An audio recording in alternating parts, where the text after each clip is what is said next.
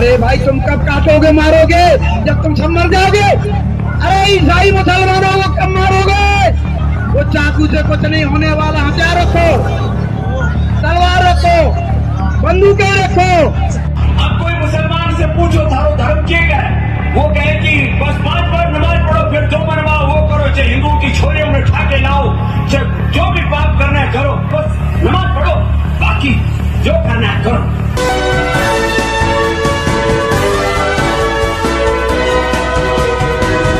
नमस्कार, आदाब। मैं खुशबू अख्तर और आप देख रहे हैं पल पल न्यूज।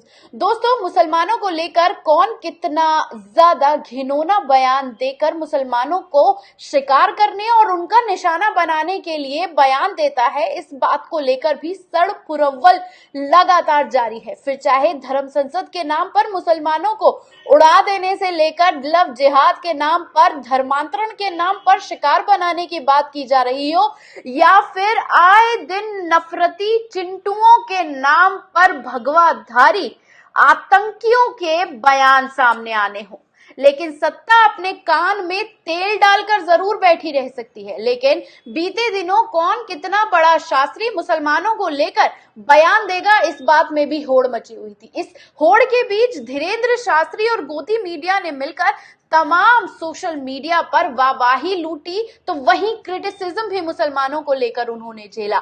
लेकिन इसके बीच में एक और नई जंग शुरू हो गई कि जैसे ही अडानी प्रकरण सामने आया तो ये पूरा का पूरा खेल बदल गया। मुसलमानों को लेकर जिस तरीके से जब सारे बाबाओं को लाइमलाइट मिल रही थी, तो अचानक योग गुरु बाबा रामदेव को सपना आया कि भाई ये लाइमलाइट तो हमें चाहिए, क्योंकि हमारे शेयर्स तो लगातार गिरते जा रहे हैं।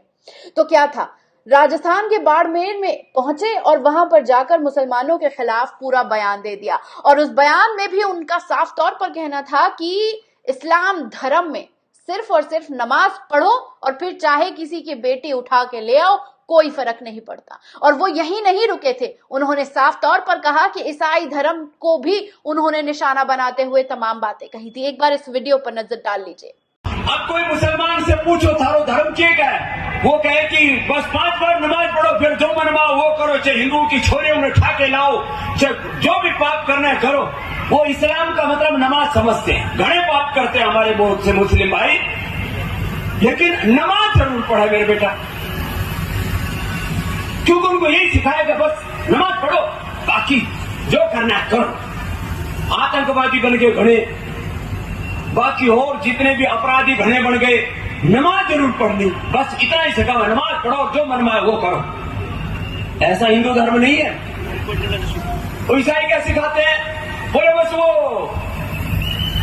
चर्च में जाओ, उठे चाहे दिन में भी मोमबत्ती जलानी हो जलाओ, और ईसा मसीह के सामने खड़े हो जाओ, सारे पाप नष्ट। और उनका स्वर्ग का मतलब है टखने के ऊपर पैजामा पहनो, मूंछ कटवा लो, टोपी पहन लो। ऐसा कोई कुरान कहता है या ऐसा इस्लाम कहता, मैं नहीं कह रहा हूं, लेकिन ऐसा ही कर रहे लोग कि बस फिर तुम्हारी जन्नत में जगह पक्की। और जन्नत में क्या मिले, जन्नत में हुर्र मिले और उठे दारू पीनो क्यों मिले। ऐसी जन्नत तो जहन्नुम से भी बेकार है। लेकिन फिर भी लोग मूंछ कटवा रहे, सिर पर टोपी रख रहे, और बस पागलपन है। इस्लाम महान, और सारी दुनिया को इस्लाम में तब्दील करना है, लोग इसी चक्कर में पड़े। और ईसाइयों में बोले एक वो इधर क्रॉस का निशान पहन लो, फिर कुछ वेशभूषा सी बना रखी है, कुछ छोटे मोटे कुछ उन्होंने। आपने देखा ये वीडियो, इस वीडियो के बीच में आपने अगर एक चीज नोटिस की होगी तो आपने देखा होगा कि रामदेव अब बागेश्वर धाम को भी ऊपर बढ़कर अपनी पूरी वाहवाही लूटना चाहते थे, लेकिन इसका असर उल्टा होता हुआ दिखाई दे रहा है। और इस उल्टे होते हुए असर की बात यह है कि हर बार अरब देश में आवाज उठती है, मीडिया बोलता हुआ नजर आता है, और पूरे मुल्क को लेकर, मुसलमानों पर हो रहे हमले को लेकर सत्ता को क्रिटिसिज्म का सामना भी अरब देश की तरफ से करना पड़ता है, गल्फ कंट्रीज की तरफ से करना पड़ता है। और अल जजीरा लगातार मुसलमानों पर हो रहे खबरों को प्रमुखता के साथ दिखाता है। लेकिन इस बार सिर्फ बात खबर दिखाने भर तक सीमित नहीं रह गई है दोस्तों। इस बार पूरी तरह से सिर्फ और सिर्फ ट्वीट कर खेद जताना और सत्ता को एक्शन लेने तक ही मामला सीमित नहीं रह गया है दोस्तों। दुबई की शहजादी हिंद अल कासमी ने साफ तौर पर कह दिया है कि मुसलमानों को निशाना बनाने पर कार्रवाई की जाएगी। अप्रवासियों को भी ये चेतावनी दे दी है कि नस्लीय भेदभाव, नफरत फैलाने वालों के ऊपर ना सिर्फ जुर्माना लगेगा बल्कि उन्हें देश से भी निकाला जाएगा। और उन्होंने बाबा रामदेव के ट्वीट को साझा करते हुए साफ तौर पर कहा है कि अब गल्फ कंट्री में बाबा रामदेव के प्रोडक्ट्स को पूरी तरह से बाइकॉट किया जाएगा। उन्होंने पूरी तरह से ये कह दिया है कि तबलीगी जमात से शुरू हुआ ये पूरा प्रकरण अब धर्म संसद तक आ पहुंचा है। ये इस्लामोफोबिया पूरी तरह से करार देने वाली घटना है। जिस तरह से रामदेव ने मुसलमानों को लेकर अपनी घिनौनी सोच का पूरा प्रकरण सामने रखा है, लेकिन उसके बावजूद कोई कार्रवाई ना करे सत्ता, लेकिन हम अपने हिसाब से कार्रवाई करेंगे, बाइकॉट करेंगे उनके प्रोडक्ट्स का। और उसी के साथ साथ जो लोग इस तरीके की हमारे देश में रहकर प्रकरण को साथ देते नजर आएंगे उसे हम हमारे देश से लात मार के बाहर फेंक देंगे दोस्तों। हम आपको बताते हैं, उन्होंने साफ तौर पर अपने ट्वीट को साझा करते हुए ये कहा है कि जिस तरह से मुसलमानों को लेकर तबलीगी जमात से जो मामला शुरू हुआ था वो अभी तक लगातार जारी है और मुसलमानों पर हो रहे हमले बढ़ने लगे हैं, जबकि उस पे सत्ता को लगाम लगाना चाहिए था।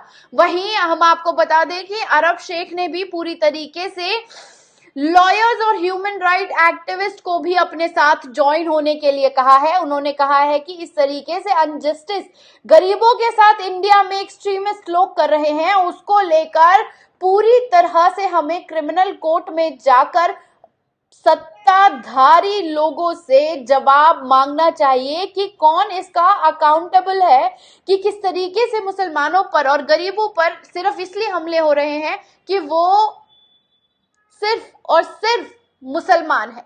और उसी के साथ साथ हम आपको बता दें कि अरब शेख अब्दुल्ला अल मादी ने भी वीडियो को शेयर करते हुए कहा है कि हिंदू किस तरह से हेट्रेड फैलाते हुए मुसलमानों को और क्रिश्चियनों को मारने की धमकी दे रहे हैं। इसका कौन जिम्मेदार है? इन्हें तो किसी बात का डर भी नहीं है और इनका साफ तौर पर कहना है कि ये माइनॉरिटीज के लिए एक्सटर्नल डेंजर है, भारत में रहने वाले मुसलमानों के लिए, और वो भी as long as Hindu extremist जो इस वक्त भारत को लीड कर रहे हैं। तो दोस्तों ये साफ हो चुका है कि अब पूरी तरह से अरब देश ने अपनी कमर कस ली है। वो सिर्फ और सिर्फ ट्वीट कर अपनी जिम्मेदारी नहीं निभा रहे हैं, उन्होंने साफ तौर पर इंटरनेशनल कोर्ट में भारत के गरीब मुसलमान लोगों के लिए आवाज उठाने के लिए आह्वान किया है। उसी के साथ साथ मुसलमानों और ईसाइयों को जिस तरीके से निशाना बनाया जा रहा है उसको लेकर भी आवाज उठाई है। वहीं प्रिंसेस अल हिंदा ने यह भी साफ कर दिया है कि जिस तरीके से मुसलमानों को पर हमले हो रहे हैं और सत्ता की खामोशी में हर तरह से उनका साथ दिया जाना अब बर्दाश्त नहीं किया जाएगा। और बाबा रामदेव के प्रोडक्ट्स का पूरी तरीके से बाइकॉट करने का भी ऐलान सोशल मीडिया के जरिए उन्होंने अपने ट्विटर हैंडल से कर दिया है। वहीं हम आपको बता दें कि किस तरीके से दुबई के शहजादी ने धर्म के आधार पर भेदभाव के नाम पर तमाम लोगों को लताड़ा है और तमाम लोगों को टैग करके कहा है कि अरब में अब जिस भी जगह पर इनके स्टोर्स होंगे हम उसको बाइकॉट करेंगे। और वहीं अल शरीका जो कि अरब के शेख हैं, उन्होंने भी इंटरनेशनल कोर्ट जाने की बात के लिए तमाम लोगों को आह्वान किया है कि गरीब मुसलमान सिर्फ इसलिए शिकार बन रहा है क्योंकि उसका धर्म मुसलमान है। और उसी के साथ साथ अब्दुल्ला अल मादी ने भी साफ तौर पर कह दिया है कि देश में रहने वाला मुसलमान सबसे ज्यादा डेंजर में है क्योंकि यहाँ का हिंदू एक्सट्रीमिस्ट उन्हें सिर्फ और सिर्फ निशाना बनाकर अपनी सत्ता की रोटी सेकना चाहता है। और तो और उन्होंने ये भी साफ तौर पर कह दिया है कि भारत की हिस्ट्री से तमाम मुस्लिम हिस्टोरिकल प्लेसेस को उजाड़ने का ठेका खुद सत्ता ने उठाया है, और अगर ऐसा ही लगातार चलता रहा तो सत्ता पूरी तरह से इस्लामिक हिस्ट्री को बर्बाद कर देगी, नेस्ते नाबूद कर देगी, क्योंकि नाम बदलने की राजनीति के बीच अब साफ तौर पर बुलडोजर राज के जरिए तमाम उन हिस्ट्री के प्लेसेस को जमीन दोज करने का प्रोसेस चालू है। दोस्तों, कैसी लगी ये रिपोर्ट कमेंट बॉक्स में आकर अपनी राय देना ना भूलिएगा। साथ ही साथ चैनल को ज्यादा से ज्यादा सब्सक्राइब और लाइक करिए और दोस्तों तक अपनी इस खबर को पहुंचाइए और बताइए कि किस तरीके से सत्ता का वो चेहरा जो लगातार नफरत के उस बाजार को गर्म कर रहा है 383 दिन के बाद 2024 के उस लोकसभा चुनाव के लिए, जिसको लेकर वो पूरी तरह से मुसलमानों को के कंधों पर चढ़कर उसकी बलि देकर वो साफ तौर पर सत्ता में काबिज होना चाहता है।